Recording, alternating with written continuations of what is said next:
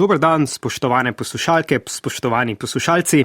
Dobrodošli v prvi epizodi podcasta Digitrajno izobraževanje, ker bomo skupaj z različnimi gosti govorili o vsebinah, ki nam bodo pomagali biti dober zgled v svetu, ki ga pa čedalje bolj zaznamuje tehnologija.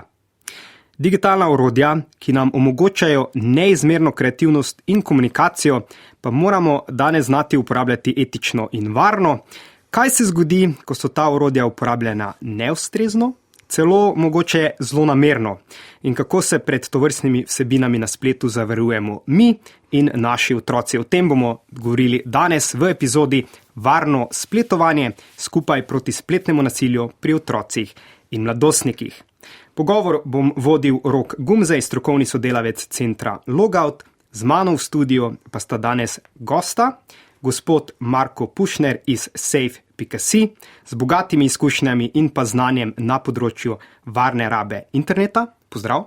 Pozdravljeni. In gostja, gospa Đulijana Juričič, ravnateljica osnovne šole Trnovo, ki bo pa z nami delila poglede na omenjeno tematiko iz vidika šole in kako se s tovrstnimi problemi oziroma težavami soočajo v šolskih klopeh. Pozdravljeni. Dober večer.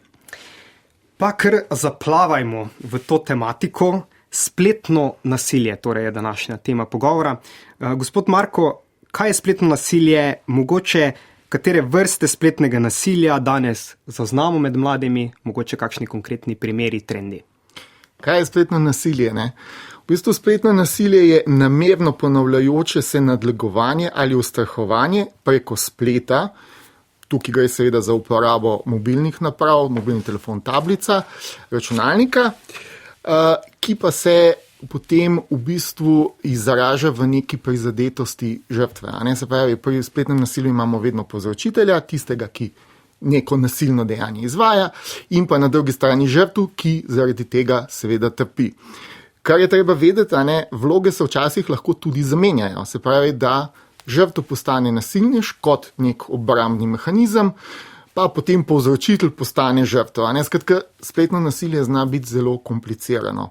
Kar je mogoče še pomembno izpostaviti že na začetku je, da spletno nasilje je pogosto skrito, ker vemo, če gre za neko fizično nasilje, recimo v šolskem prostoru, hitro nekdo od učiteljev vidi ali pa neki sošolci povedo, se zve in se zadeva zelo hitro, kako bi rekel, umiri. Medtem ko na spletu se pa dogaja, da je to skrito in tega pravzaprav od odraslih nihče ne ve in pravzaprav težko je pomagati žrtvi. Zdaj, kakšne so najpogostejše oblike spletnega nasilja? Zagotovo žaljenje, zmerjanje, to je nekje tisto, kar se med mladimi, bom rekel, najpogosteje pojavlja. So pa seveda še druge oblike, ki pa so lahko tudi bistveno hujše. Recimo, če smo pri teh hudih oblikah, je tukaj spolno nadlegovanje, lahko je medvrstniško, lahko je strani spolnih predatorjev in tukaj so predvsem posledice lahko za žrtev zelo hude, traumatične. No, potem imamo pa zelo pogosto obliko spletnega nasilja, ki jo marsikdo mogoče niti ne bi razumel kot spletno nasilje, in sicer izključevanje. Ko recimo primer učenci, sošolci pravzaprav sestavijo neko skupino, recimo na Viberu, kjer se pač družijo, v to skupino povabijo vse sošolce, mogoče še koga drugega, enega pa ne. In potem mu povedo, mi imamo skupino o tebi, v njej se o tebi pogovarjamo, tebe pa ne bomo noč spustili. In v bistvu na eni strani imamo tisto socialno izključenost, na drugi strani pa potem se dogaja v takih skupinah, da se recimo delijo neprimerne žaljive vsebine do tega, ki je izločena. Tako da recimo to. Potem pa še ena oblika nasilja, ki je pa tudi dosti pogosta, je pa v bistvu izvira iz samega sextinga. Vemo o sextingu, oziroma sextanje, gre za izmenjavo intimnih posnetkov fotografij med dvema, ki sta zaljubljena, to je zelo pomemben podatek, ali pa se imata rada. In potem recimo se skregata in prejemnik začne te fotografije deliti okoli, iz maščevanja. V tem primeru imamo pa spet v bistvu neko obliko spolnega nasilja, spletnega spolnega nasilja, ki je mimogrede, imam takoj opozoriti, kaznivo. To je zdaj opisanih veliko različnih načinov, kako lahko danes torej na spletu pride do enih takih neprijetnih situacij med vrstniki. A se te situacije kaj opažajo tudi v šolskih klopeh? Direktno v šolskih klopeh med poukom ne. V vrstniških odnosih pa zagotovo, da je.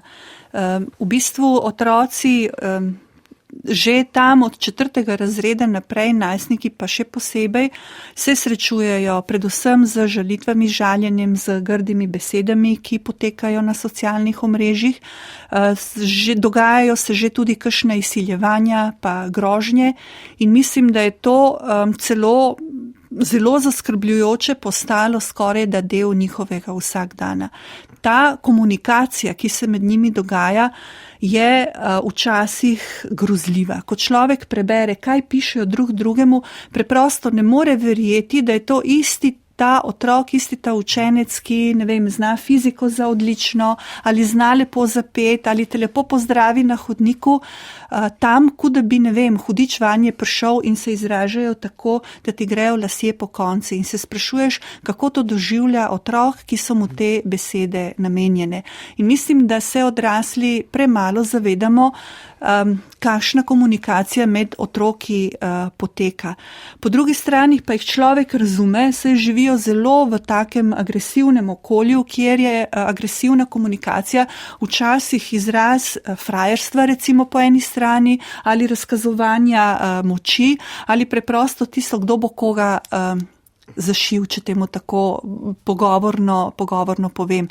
In zgled, ki ga imajo v nas odraslih, zagotovo ni najboljši. Tako da, ko se pogovarjamo o spletnem nasilju, komunikaciji, neustreznih odnosih pri mladih, bi se najprej morali v bistvu poglobiti vase, v našo družbo in pogledati, kaj mi odrasli počnemo in od koga se oni tega učijo.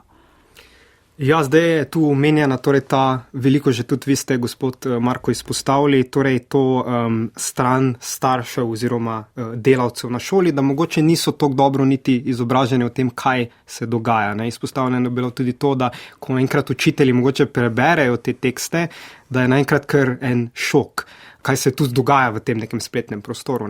Kako mogoče vidite to vlogo učiteljev oziroma informiranje učiteljev o tem, kaj pa se v spletnem okolju dogaja, kaj je spletno nasilje, kako mladi med temi kanali komunicirajo? V bistvu tukaj bi bolj povedala, da je pomembno, kako se izobražujemo vsi odrasli. Ker ni dovolj, da so učitelji izobraženi, potrebno je, da so izobraženi starši in tudi ostali, s katerimi pridejo otroci v stik. Na naši šoli konkretno lahko povem, da se zelo veliko na to temo izobražujemo, da tudi spremljamo, kaj se z našimi učenci dogaja, da odreagiramo skupaj, da se o tem tudi pogovorimo. Tako da v bistvu imamo kar dober vpogled v to, s čemer se mladi srečujejo in z besednim zakladom, ki ga uporabljajo pri tovrstni spletni komunikaciji. Pa mislim, da to ni dovolj samo, da vemo, kaj se dogaja. Bolj pomembno je tudi to, kakšne odnose imamo mi s svojimi učenci oziroma kakšne odnose imajo starši s svojimi otroki. Pomembno je, se mi zdi, da so to taki odnosi, da obstaja vzajemno zaupanje, da mi odrasli lahko zaupamo najstnikom in da najstniki lahko zaupajo nam. Takrat v bistvu lahko tudi rešujemo skupaj in mladim pomagamo v iskanju izhoda rešitev. Včasih, ko se pogovarjamo z njimi, pa ko rešujemo razne situacije, ugotavljamo, da se niti ne zavedajo, kaj te besede pomenijo, kakšne rane lahko povzročijo, ampak ker so tolikokrat uporabljene v družbi, tolikokrat jih slišijo od odraslih in drugih mladih in še posebej po socialnih omrežjih, da se jim zdi to kar kot, ne vem, nam dober dan ali kaj takega. A v bistvu, ko jih izrečajo, ko so oni tisti, ki govorijo, jih jemljajo tako zlahka, saj sem se samo hecal, Ko pa je nekdo prejemnik teh besed, potem pa ni več samo hec, ampak so lahko resne posledice teh besed. Zato je izjemno pomembno, da v bistvu nam zaupajo, da se lahko z njimi pogovarjamo, da jih ozaveščamo in da jim ta pomen besed, ki jih izgovarjajo, pokažemo, predstavimo v pravi obliki s pravimi posledicami. Bi tu rekli, da se sami mladi, da ga dojemajo spletno nasilje kot nasilje, da se zavedajo razsežnosti in stvari, ki to prinese za njih? Iz tega, kar doživljam v šoli in kakšne izkušnje imam, bi rekla, da ne vedno. Bi rekla, da dosti krat jemljajo to kot nek hec. Ko sem že povedala, saj sem se samo hecal in nisem mislil nič hudega, saj sva prijatelja in če je on moj prijatelj, mu lahko rečem, kar želim, kar je v bistvu za mojo generacijo malček nepredstavljivo, ker za nas so prijatelji bili ljudje, ki smo jih ščitili, s katerimi smo bili prijazni, smo imeli lepe odnose. Tukaj pa je tudi ta pojem prijateljstva včasih kar malo izkrivljen. Pa saj vemo, če imaš na Facebooku 200, 300, 1000, 2000 prijateljev, potem že ne moreš razumeti v polnem pomenu besede prijateljstva, ne? Ja, če bi jaz se kar na vas navezal, mi na vsi delavnicah recimo opažamo, ne, to, ko ste vi omenila, da jemljajo kot hec in tako, ne, mislim, ne jemljajo resno tega žaljivk in podobno. A po drugi strani, ko se z njimi pogovarjamo, pa povedo, da če pa njim nekdo to reče, ne, so pa prizadeti. Se pravi, ima to negativen vpliv na njih. Ne? In to je, mislim, da zelo ena taka pomembna zadeva, ki pravzaprav z nekega, bom rekel, vzgojnega vidika se mi zdi, da je treba na prav način obravnavati. Jih moramo naučiti, kaj je nasilje, kaj je spletno nasilje, ne? Ker očitno sami ne vedo. In še nekaj, kar mi opažamo, sicer potem pri starejših, ne, če gremo ven iz osnovne šole, recimo v srednjo šolo, pa tudi, ko se pogovarjamo s študenti pri nas na fakulteti za družbene vede, pravijo, da tega nasilja je tako veliko, da ga preprosto ne razumejo več kot nasilje. Začeli so ga normalizirati, a ne? Kar je po eni strani logično, če ti stalno videvaš neke negativne, žaljive komentarje, a ne, in je tega res veliko, postane to popolnoma nekaj vsakdanjega. A ne? In recimo tukaj mi je bilo zanimivo, zdaj to že kar nekaj let nazaj, po moje enih 7 let, ko sem še delal, oziroma še več, ko sem delal delavnice, tudi jaz osebno še, in sem bil na eni šoli tle v Ljubljanski kotlini in so mi punce v 7. razredu razlagale, ja, da one se pa, ko imajo svojega prvega fanta, ne vemo fanta, ne, pa se v 7. razredu, ne, pač nekoga, ki jim je všeč, da one se slikajo zgori brez in njemu to fotografijo pošljajo. In jaz sem bil seveda, to je tako malo šokantno zame takrat, ne, in sem jaz to malo začel tako raziskovati in so mi povedali, ja, pa se to vsi počnejo.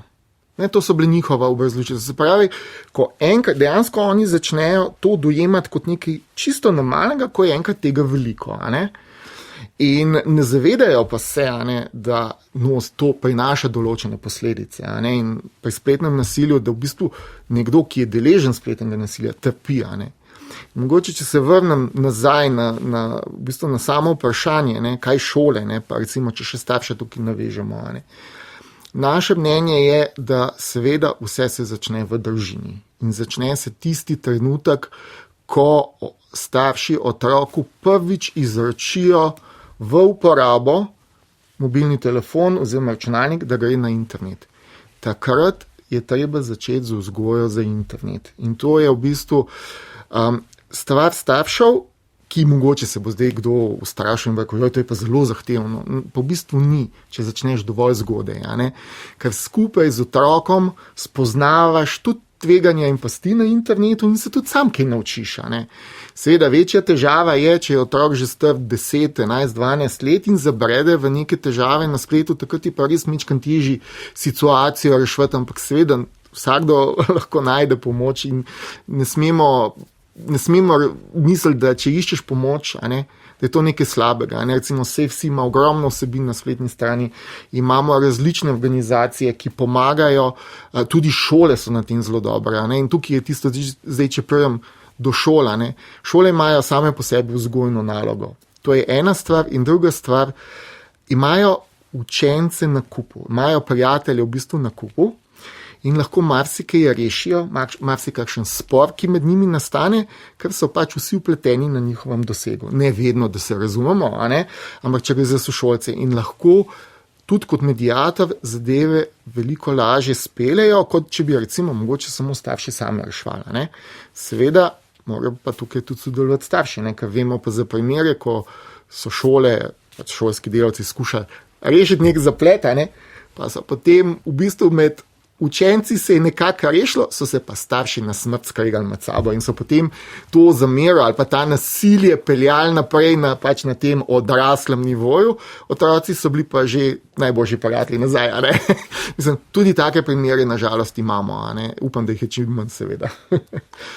Ja, včasih se tudi na šolskem, torej v šolskem okolju lahko uporabi torej ta argument, da pa nasilje se pa dogaja na spletu, ne na šolskih tleh. Torej, da je to nekaj, kar je ločen prostor od šolskega prostora. Kako mogoče gledate na to?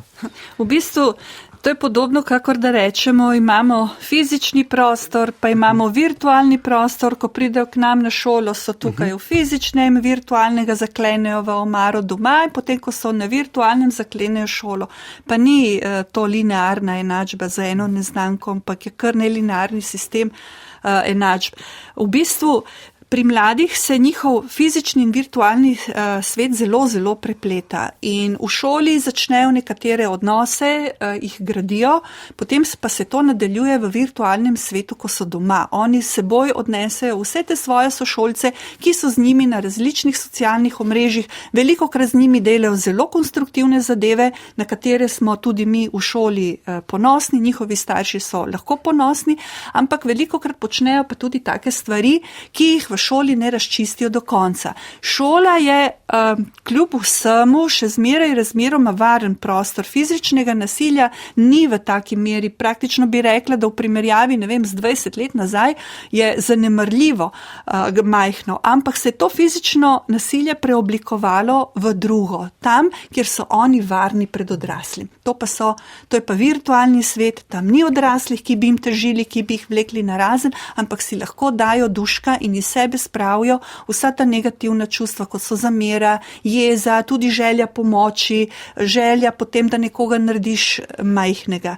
In potem v tem svetu njihovem nastajajo neki odnosi, ki se pa seveda naslednji dan prinesejo tudi v šolo. In nikakor ne moremo reči, in šola ne sme ločiti ta dva prostora, ker je to vse ta naš učenec, ta naš otrok. Pomembno pa je, da v bistvu poznamo te svoje učence, da z njimi imamo odnos, da jih zaznavamo in da znamo prepoznati, da se v njih nekaj dogaja in da nam zaupajo dovolj, da se obrnejo na nas po pomoč.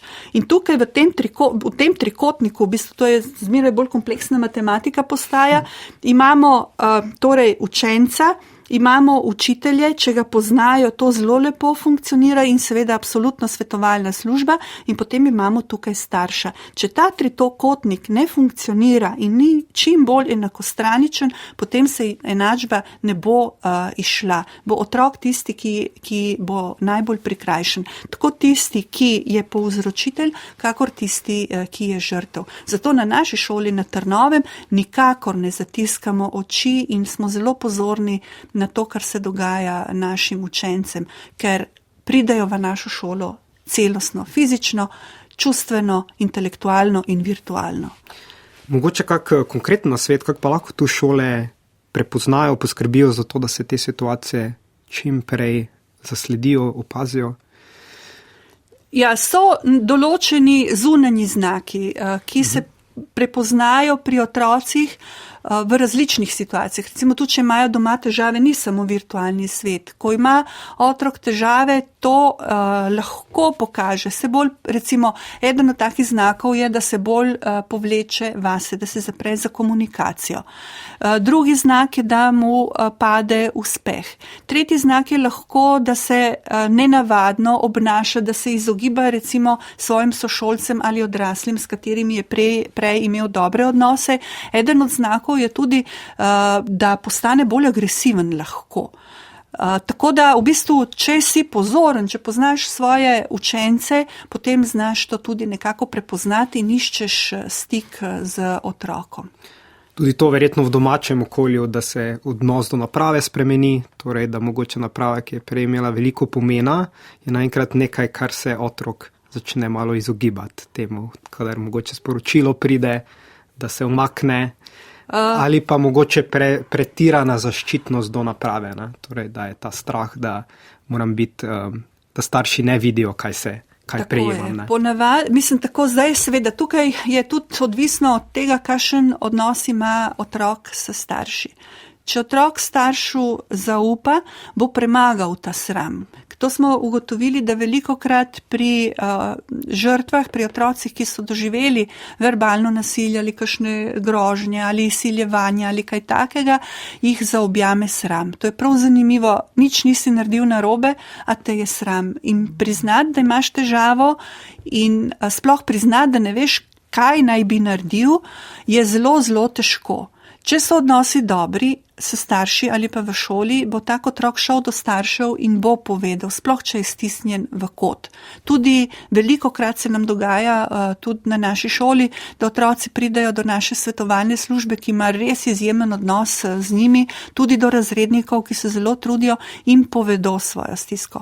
Če pa ne, je pa lahko zelo velika težava, ki v bistvu se lahko zaključi tudi s kakšnim samopoškodbami, begom tudi od doma, s zelo slabim učnim uspehom, depresijami, lahko anksioznostmi, skratka tudi z zdravstvenimi težavami, česar si pa zagotovo nihče ne želi.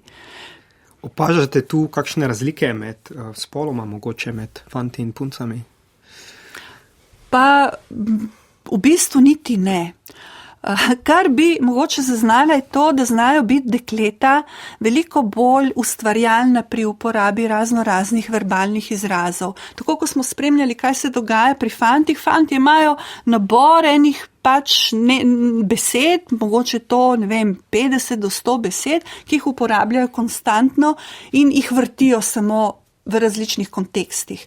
Dekleta so pa znajo biti bolj prefinjena, pa bolj ustvarjalna in znajo uporabiti take besede, ki zadanejo točno tja, kjer najbolj boli. In tudi z dekleti ni zmeraj lahko. Če se dekleta spravijo na druga dekleta, ne bo lahka. Ja, pa še nekaj mogoče za dodati, kako dojemajo ta nasilje, ne? Mi smo eno raziskavo naredili z anketo leta 2022 že in je dejansko pokazala, da fantje dostikrat nasilja ne jemljajo kot nasilje. Tisto, kar smo se že prej pogovarjali, kot heca, ne? Tudi žrtve. Ampak jih prizadene. Ko smo jih sprašvali, a ste pa bili prizadeti, seveda smo bili, jih je določen delež to povedal. Pri dekletih je pa ta delež, ki so prizadete, višji. Se pravi, one očitno hitreje dojamejo, da gre za nasilje in ga tudi jih bolj prizadane, kot recimo fante. Zdaj, pri tem trikotniku je že bil omenjen starši in šola. Kako lahko tu starši in šola mogoče sodelujejo? Na kak način lahko tu najdemo eno pot, da v bistvu tudi starši skupaj šolo naslavljajo spletno nasilje? Načinov je kar veliko. Potrebna je samo dobra volja pa pripravljenost. Najprej so tukaj individualni pogovori s starši, predvsem, če se zgodi kakšna taka zadeva, ko se rešuje, da starši in šola stopijo skupaj, da skupaj iščejo rešitve v pomoč otroku. Bodisi je, kot sem že povedala prej, žrtev ali pa je povzročitelj. Zdaj pri žrtvi lažje stopimo skupaj, ker je cilj in staršev in šole, da se zaščiti. Ko je pa otrok povzročitelj, velikokrat naletimo na tisto zgroženo starša. Ne, moj otrok pa tega ni naredil. In včasih se zgodi, da se starši postavijo v bran otroku proti šoli in takrat nismo na dobri poti, je pa potrebno veliko pogovorov, v bistvu veliko sodelovanja, da tudi šola pove, saj ne želimo temu povzročitelju ničesar slabega. Naredil je nekaj, kar ni prav, kar tudi za njega ni dobro in dajmo mu skupaj odrasli pokazati, da to ni prav in mu pomagati, da ga naučimo, kako se prav ravna. Torej, individualni pogovor je ena zadeva. Druga zadeva so roditeljski sestanki, kjer se razrednik, ki je predhodno pripravljen z izobraževanji ali pa z raznimi konferencami učiteljskimi, kjer se pogovarjamo na to temo, vodi starše oziroma predstavi staršem, kaj se dogaja in tudi prosi kakšnega starša, ki je strokovnjak na tem področju. Zmeraj se kakšen najde, ki lahko pomaga drugim staršem in v bistvu skupaj ustanovijo, jaz temu rečem, starševski sindikat. Da se starši med sabo dogovorijo, zmenijo, kako bodo skupaj ravnali kot skupina. Ker to je izjemno pomembno. Če je neka skupina staršev oziroma skupina kogarkoli deluje skupaj, je veliko močnejša, kakor če je en sam. In če se starši zmenijo za neka jasna pravila, ki se jih bodo vsi držali, neka minimalna jasna pravila, potem so vsi učenci tega oddelka zaščiteni na nek način. Kot primer bom povedala, imamo res vrhunske razrednike in ena med njimi se je zmenila starši. Že v 6. razredu so napisali dogovor, da ob 8. uri vsi telefoni gredo v škatle. In tega so se starši vsi držali za čuda nekaj časa. In ni bilo nobenih takih silnih težav. Se potem začnejo, otroci so tudi zviti, tako kot smo bili mi, in se spomnijo kakšne svoje finte, se poznamo, on pa lahko ima do 10 telefon, samo jaz, boga reva, imam telefon do 8, vsi ostali do pol 11, zakaj jaz ne smem? In če je starš ni trden, če ne preverja v svojem sindikatu, kaj se dogaja, bo takemu otroku podpustil in potem se ta skupnost staršev počasi razkroji. To je torej roditeljski sestanki pa skupnost staršev. Potem je tukaj vzajemna pomoč staršev, če recimo starši na šoli organizirajo svojo skupino, ki lahko svetujejo staršem, kako nastaviti starševske te pravice oziroma zaščite na telefonu, kako ukrepati v kakšnih primerih, zelo deluje. Potem so tukaj ta splošna izobraževanja, ki jih organiziramo za starše, ko vabimo ugledne strokovnjake ali pa tudi mi sami izobražujejo, sem v tem že od leta 2000 v bistvu izobražujem v slovenskem prostoru, tako da imamo ogromno znanja akumuliranega.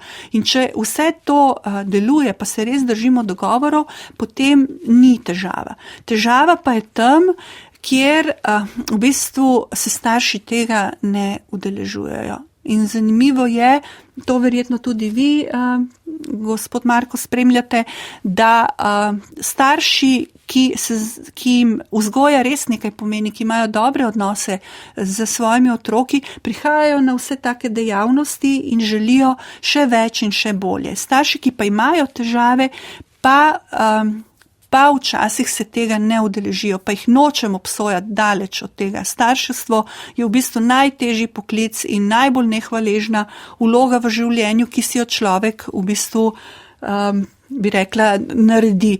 In ko taki starši ne pridejo v šolo, ne pridejo zaradi strahu, občutka nemoči, tudi sramu in v bistvu še poglabljajo dodatno te svoje stiske in predvsem stiske svojih otrok. To so v bistvu torej ena struktura zadaj, ki daje varnost tako staršem, šoli, kot pa predvsem mladim. No. Ravno to, ko smo vsi skupaj v tem, da moramo ob 8 oddati telefon, je to veliko lažje tudi mladostniku potem narediti. Mogoče bi samo tukaj dali en zelo lep primer ene naše mame, ko ima 3 otroke in je povedala, ob 8 zvečer vseh 5 članov družine ima škatlo na hladilniku in vsi dajo v to škatlo telefone in nihče več ne uporablja telefonov, ne starši in ne otroci. In to je v bistvu čudovit zgled, kako družina ravna, kako starša v bistvu vzgajata otroke za pametne uporabnike telefonov, ker oni sami po 8 uri niso več v virtualnem svetu, so tukaj drug z drugim, pa kakršenkoli tak stik je. Lahko se kregaš ali se smeješ skupaj ali jokaš skupaj ali se zabavaš skupaj, ampak skupaj si. Pa še to je nekaj, ne? Tudi za starše to pozitivno, da se odklopijo zvečer pred spanjem, se pogovorijo tudi partnerjem med sabo, recimo, ne pa, da bi oni pa še vedno bili na telefonih in s tem tudi dajali slab zgled svojim otrokom. Ne? In tudi televizija je zaslon. Tudi televizija je zaslon, v to je treba tudi televizijo upoštevati. Je pa res, da mogoče televizija je bolj pasivna, ker telefoni pa le omogočajo to aktivno komunikacijo in tukaj je razlika. Televizija, bom drugače rekel, televizija ne bo ob 2 zjutraj piskala, da si dobil sporočilo. Zbudila sred noči, da moram nekaj preveriti. Ja. Torej, starši s tem tudi dajo otroku eno sporočilo, da tudi oni spreminjajo neke svoje navade. Tudi pogostokrat tudi na logoutu dobimo to od mladih, da ja, zakaj pa starši pa lahko. Torej to skupinsko, kot ste omenili v tem primeru, potem da tudi to sporočilo mladim, da so tudi starši pripravljeni pa kaj na tem spremeniti. Kaj konkretno pa mogoče narediti, ko pa se izkaže, torej strani staršev, ko se pa izkaže, da je njihov otrok žrtev nekega spletnega nasilja? Najprej, ko to ugotavljamo, se pogovorimo z otrokom. To je prvi korak. Svetovalna služba, razrednik, velikokrat tudi jaz, da ugotovimo, zakaj gre. Potem takoj obvestimo starše tega otroka in tudi starše povabimo na razgovor, da skupaj še enkrat obravnavamo, kaj se je dogajalo in kako otroku pomagamo. Potem pa, ko pridemo do tega, kdo je povzročitelj, povabimo tudi povzročitelja oziroma starše povzročitelja, da se vidi, kaj se dogaja. Velikokrat je, tako kot ste vi že povedali, so mešane vloge. Včasih je povzročitelj spletnega nasilja bil naklofan s strani tistega fanta ali dekleta v šoli in ker ne zna drugače odreagirati, tako odreagira. Skratka, potrebna je velika mera v bistvu razumevanja, da se zadeve uredijo. Zdaj je tako, če se to lahko med starši pogovorimo, če starši in šola delujemo skupaj, velikokrat smo zelo, zelo uspešni, da in žrtev se nauči, kako ravnati in da povzročitelj s temi ravnanji neha. Včasih pa nismo uspešni in če se recimo te žalitve ali pa take grde objave nadaljujejo in tako naprej, svetujemo staršem žrtve, da prijavijo na policijo. Smo to že ne tako pogosto, v moji karieri 2-krat smo to naredili in se je zelo obrestovalo. Ker včasih tudi povzročitelj ne razume zlepa, dokler se ne sooči z dejansko, dokler ne trešči v posledice svojih dejanj. Ja, če pa pogledamo čisto iz vidika staršev, pa otroka, mogoče najpogostejša napaka, ki jo starši naredijo, je, da začnejo v bistvu paničariti, delati paniko. Zdaj otroku se je nekaj zgodilo, postavijo žrtev, kaj zdaj narediti. Najboljši nasvet je zadihati počas. Prva zadeva, ki je ključna, ne otroku odvzeti telefona. Če mi otroku telefon odvzamemo, potem naslednjič, ko se mu bo spet kaj slabega zgodilo, ko ponovno žrtev ne bo več povedal. To je jasno, ker se je obal, da bo brez telefona. Zakaj je to pomembno?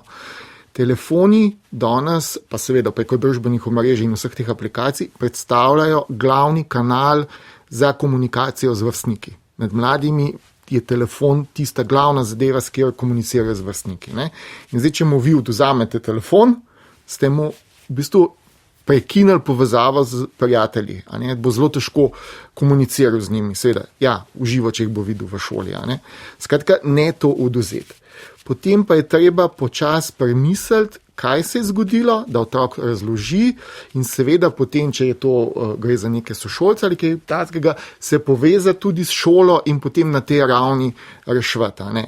Če gre pa za neke nasilneže, ki recimo ne izhajajo iz otrokovega kroga, potem je dostikrat najboljša varianta, da se da otrok prekine komunikacijo z njimi.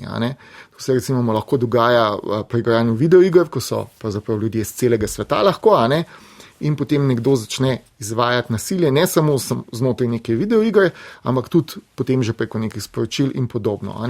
In v tem primeru je pa v bistvu najboljša varianta, da pač da otrok prekine komunikacijo, pa da se starši seveda zdaj z otrokom pogovorijo, mogoče tudi sami malo raziščejo, kako zdaj bi se on pa lahko zaščitil, da se mu to ne bo ponovilo.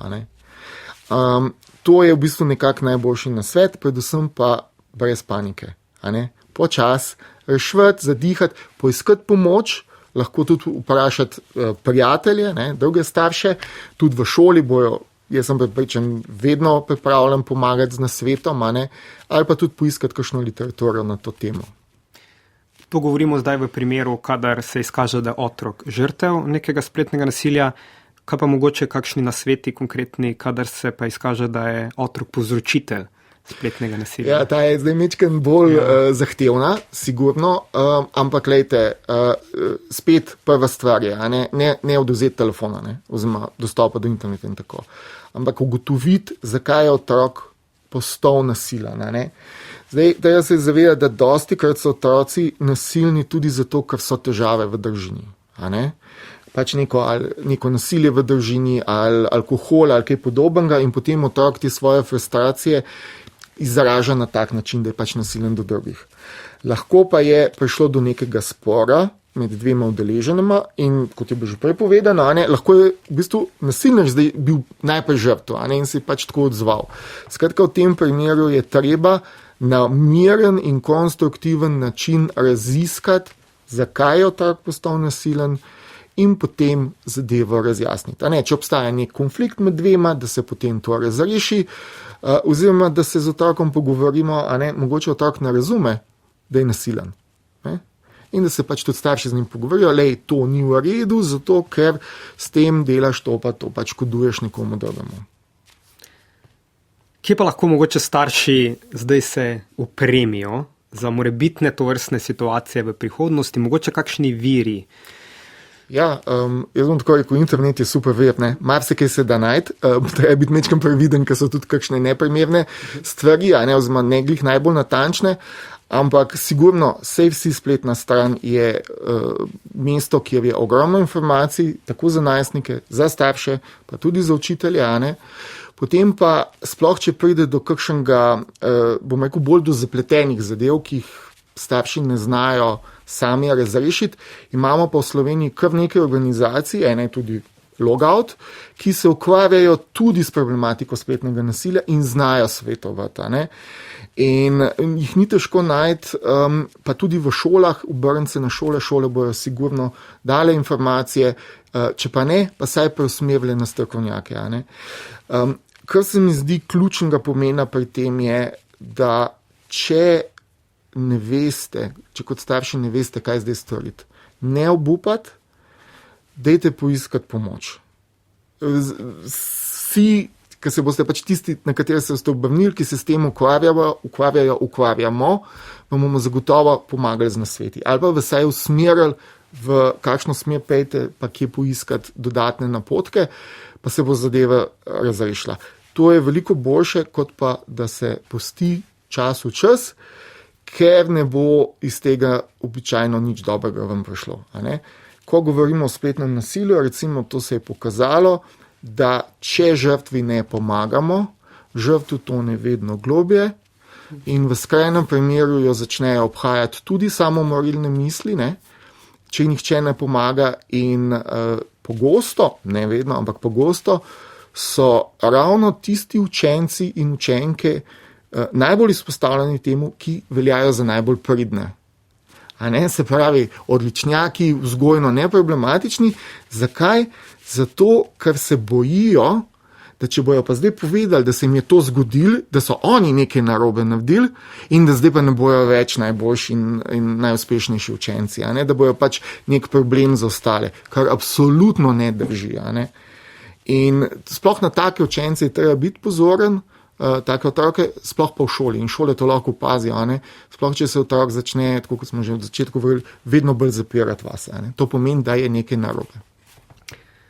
Mladi torej na spletu potem lahko iščejo torej neko mogoče odgovore, neko podporo, ki jo mogoče pri starših ne dobijo in se včasih torej zatekajo tudi danes k kakšnim vzornikom tudi na spletu, ki pa lahko imajo takšen in drugačen vpliv na njih. Mogoče še tu kakšna beseda o tem vplivu in v povezavi z spletnim nasiljem? Prav pred kratkim sem se pogovarjala z enim gospodom, ko se zelo spozna na te zadeve in je povedal, veste, danes imate učitelji oziroma šola manj vpliva kot nekoč. Danes imamo tudi starši manj vpliva kot nekoč. Imajo pa vrstniki in socialna omrežja veliko več vpliva kot nekoč. In tukaj je zadeva kar malček zaskrbljujoča, ker je vpliv vzornikov pa teh influencerjev oziroma kako se že temu reče, vplivnežev zelo, zelo, zelo velik. Biti všečen. In so mladi tudi taki, ki imajo vrednote postavljene zelo dobro na svojem mestu, kjer so družine tudi zelo stabilne, so lahko podvrženi temu, da naredijo neko zadevo zato, ker je to všečno, zato, ker to počnejo vplivneži in zato, ker to počnejo tudi drugi. In je zelo pomembno, da v bistvu so mladi v stiku s tistimi, ki jih učijo dobre stvari. Žal pa vemo, da ne vem zakaj, ampak slabe stvari imajo manjšo specifično težo, če se temu tako izrazim po fizikalno, in hitreje splavajo gor in so hitreje v bistvu pritegnejo pozornost kakor lepe stvari. In zdaj, če pogledamo, kako funkcionira TikTok omrežje, ki je v bistvu najbolj množično in najbolj hitro širi razne informacije, veliko hitreje kot Instagram ali Facebook, ki je zdaj že skoraj zastarel, je za take mamute, kot smo naša generacija, smo lahko zelo zaskrbljeni, do kakšnih v bistvu informacij oziroma zgledov pridajo ti naši mladi. In tudi otrok, ki načeloma ne bi naredil ničesar takega, ga potegne ta množica in lahko naredi neumnost. Točno tako. In mi se moramo nekaj zavedati, ne? Da vplivneži, spletni vplivneži, te, ki so na družbenih omrežjih, so danes tiste zvezde, so tisti vzorniki. Ne vem, mogoče v 90-ih, tisti, ki smo tudi v 80-ih odraščali, smo kakšne filmske zvezde, pa mogoče kakšnega znanstvenika, ne? Pevca in tako dalje. Ne? Danes pa ne, danes so pa to spletni vplivneži. Spletni vplivneži pa seveda iščejo pozornost in to tako instant pozornost, ker tudi spletni vplivneži zasvetijo, pa zginejo, ne? In vedno novi in novi prihajajo. In kaj je njihova glavna težava? Oni ne skrbijo za svoje, ne vsi, da ne bom slučajno komu seveda krivice naredil, ampak zelo veliko jih ne skrbi za svojo publiko v smislu, da pripravlja vsebine, ki so primerni za to starostno skupino. A razumete, mi imamo vplivno že stare 20-30 let, ki imajo med publiko 8-letnike, 9, 10, 11, 12-letnike, govorijo in podajajo informacije pa na način, kot da so njihova publika odrasli. A ne? In to pomeni, da otrokom na neprimeren način, ki ga tudi ne razumejo. Oni pač narobe razumejo to, kar jim predstavlja govori. In to lahko vodi pol v napačne predstave o medčloveških odnosih, o odnosih med fanti in dekleti, o spolnosti tudi, pa seveda tudi o problematiki nasilja. Ne? Ker, zakaj so vedno te slabe nasilne vsebine bolj kako rekel, privlačne? Zato, ker si upa to reči, ker si upa to pokazati in s tem dobi v tem svojemu krogu sledilcev nek družbeni status, nek pomen, ki je žal napačen, oziroma žal slab. Ne. Ampak pri mladih to nekako, mlade to zelo pritegne. Ne. In to je mogoče ta problem. In tu, kar je pomembno z vidika staršev, je, da imajo vzpostavljeno zaupanje svojim otrokom, v smislu, da jim otrok pripoveduje, kaj pa zapravo počne na internetu, komu sledi, kaj se mu dogaja, ker s tem bojo pač videli, prvič, kaj na spletu je, in druga zadeva, če bo otrok zabredel kakšne težave, bojo pravočasno mu lahko pomagali, ali pa poiskali pomoč. In treba se še nekaj zavedati algoritmi. TikTok ste omenila, TikTok je blazno popularen. Tudi zato, ker omogoča to neskončno podrsavanje, ki je mimogrede eden izmed zelo zasvoljivih elementov družbenih omrežij. In ta algoritem zelo hitro določa, kaj je uporabniku všeč in dejansko ga zapre v mehurček. In recimo, če nekdo spremlja en tip vplivneža, ki pač neko temo obdeluje, mogoče kar neko bolj nasilje, bo začel temu otroku vedno več objav povezanih s tem nasiljem prikazovati. Ali s čimerkoli drugim, pač kako te zanima, se lahko tudi pozitivne zadeve kaže, vendar bi vseeno opozoril, raziskave teh algoritmov kažejo, da vsi nekako težijo k tem negativnim vidikom. V radikalizacijo hitro zapeljejo, v nasilje in v vedno bolj skrajne oblike. Tako da je treba biti zelo pozoren, ker lahko otroku dejansko prikazujejo vedno bolj skrajne vsebine. In še nekaj, vsa ta družbena omrežja so namenjena od 13 let dalje in to z določenim namenom. Nekaj je pač ameriška zakonodaja, pa to, druga stvar pa je, mlajši ne znajo še dovolj dobro dojemati in razumeti teh vsebin. In veste, če 8-letnik ali pa 7-letnik, ki mu starši omogočijo, da je na TikToku, naleti na neke nasilne vsebine, na neke, bomo rekel, mejne vsebine, ki že grejo proti pornografiji, ali pa saj erotiki, jih ne bo pravilno razumel in bo dobil napačne predstave. In te napačne predstave se mu bojo odcepile v možgane in bo imel potem kasneje težave, ker v tem obdobju odraščajo, v bistvu čez celo puberteto odraščajo in se učijo. Učijo tudi, kako živeti, če smem tako reči. In zdaj, če imajo napačne predstave, bojo tudi kot odrasli ljudje bojo imeli težave. Jaz bi tukaj mogoče še eno zadevo omenila in to so naše čudovite oddaje na čudovitih televizijah, ko prikazujejo za nalašč in zavestno nasilje, recimo rovstanje na žaru. Ko pride sogovornik in je cilj ga raztreščiti. In potem smo doživeli tudi v šoli, kako so se otroci stepli, in nismo najprej vedeli zakaj, no potem je prišlo ven, da so žalili mamice en drugemu in tako naprej in kje je bil pa začetek cele godlje, ker ti dobiš najprej konec, potem pa moraš razvozlati do črke A. Ja, začetek je pa bil, ker so se šli na žaru oziroma rovstanja. In so se zmenili za temo, tema je bila mama in potem so se šli, kdo bo grše besede o mami tega svojega sogovornika ali soigravca v rovstanju povedal. In ni čudno, da so se zmlatili, zato ker je lepo tako se zabavati in grdo o nekomu drugemu govoriti, ampak če nekdo drug o tebi grdo govori, pa ni več lepo, ko smo se že pogovarjali in seveda otroci pridejo do ene točke, ko ne znajo reševati več konfliktov med seboj, pa se stepejo. Ampak če odreagiraš takole, da ne ugotavljaš, kaj je pravzaprav v ozadju, lahko narediš hudo krivico. In seveda potem sledijo razgovori starši in ozaveščanje staršev.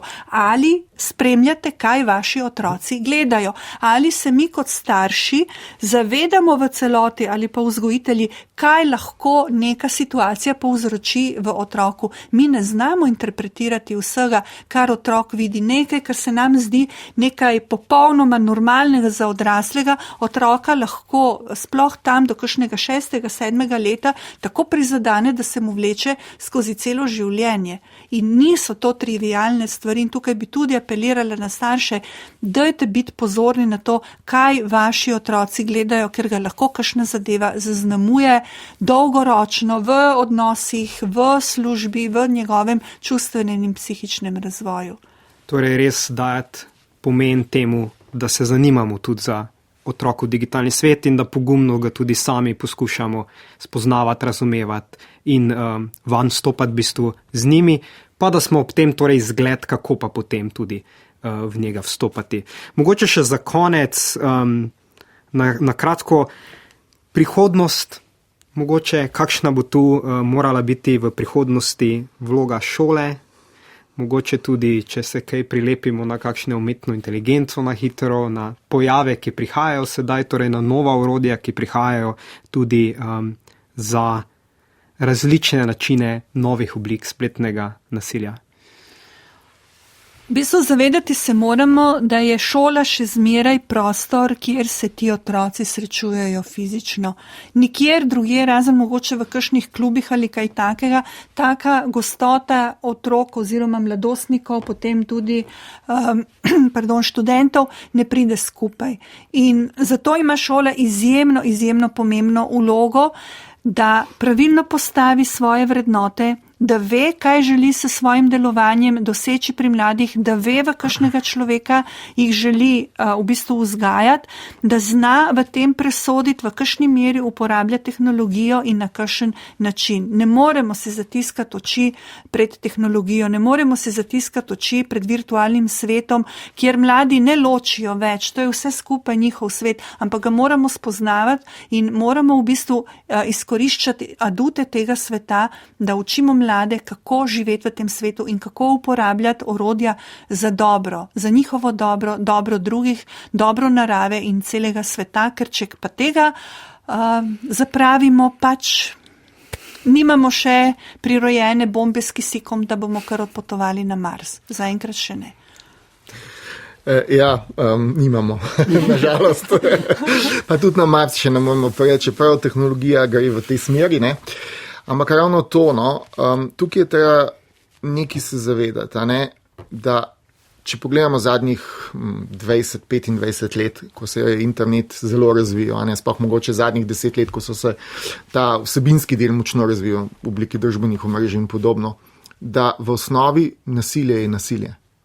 In v bistvu spletno nasilje v svojem bistvu ni nič drugačno kot kakršnokoli drugo nasilje, tudi tisto, ko se dva stepata. Obstajajo neki razlogi, obstaja nek način na spletu je mečkan drugačen kot v fizičnem svetu, boli pa oboje, tam fizično boli, na spletu mogoče bolj z psihičnega vidika, s tem, da pogosto je to pri tem virtualnem nasilju, spletnem nasilju mogoče celo bolj boleče.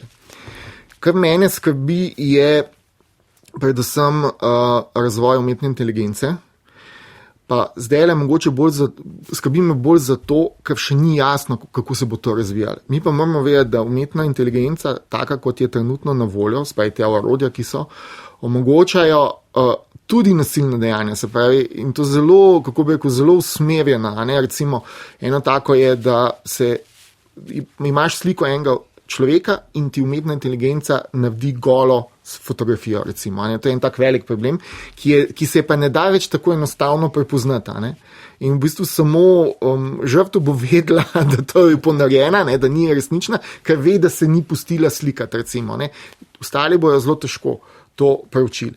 In ne samo to, tudi umetna inteligenca lahko svetuje, kako izvajati nasilje.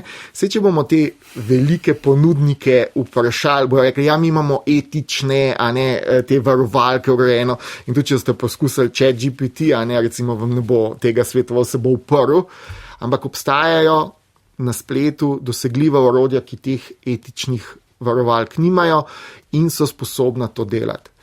In to je tisto, kar me trenutno skrbi. Jaz sem sicer optimist in bom rekel, da se bo to pač tako razvilo, ker moramo vedeti, umetna inteligenca se izredno hitro zdaj razvija, se bo tako razvilo, da ne bo do tega prišlo. Če pa bo, pa moramo pač samo razumeti, da take oblike nasilja zdaj obstajajo, da neka, recimo, prej sem omenil, gola fotografija je lahko popolnoma neresnična, čeprav izgleda popolnoma resnično, in moramo to upoštevati. In samo naše ukrepanje in tudi razumevanje temu prilagoditi. Ker nasilje v osnovi bo še vedno enako, kot je že zadnjih 100, 200, 1000 in več let. Tukaj bi še povedala, da tudi celotna družba ima zelo veliko odgovornost, kaj z nasiljem narediti. V zadnjih letih je nasilje postalo skoraj da nekaj samo po sebi umevnega. Grde besede, ki jih uporabljajo tudi na najvišjih nivojih, so postale vsakodnevne. In če to pustimo, da se nam dogaja in da se nam zgodi in to prenesemo tudi našim mladim, potem nam nobena tehnologija pri temu ne bo pomagala. Žal.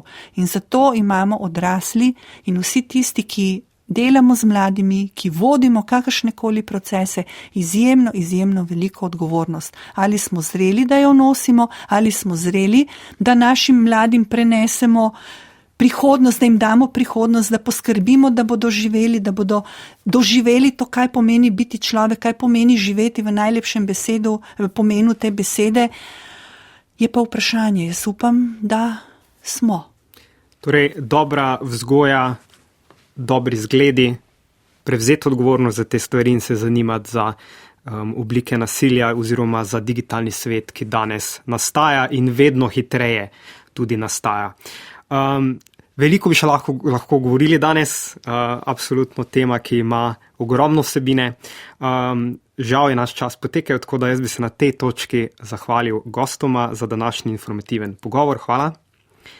Hvala tudi vam, drage poslušalke, dragi poslušalci, da ste poslušali podcast Digitrajno izobraževanje, katerega vsebino omogoča Ministrstvo za vzgojo in izobraževanje s pomočjo sredstev programa Načrt za ukrepanje in odpornost in Next Generation EU. Ne pozabite, da je znanje moč, zato se redno informirajte in aktivno ukrepajte za varno in etično uporabo interneta, predvsem pa ostanite na splet varno navezani in po spletu varno povezani. Nasvidenje.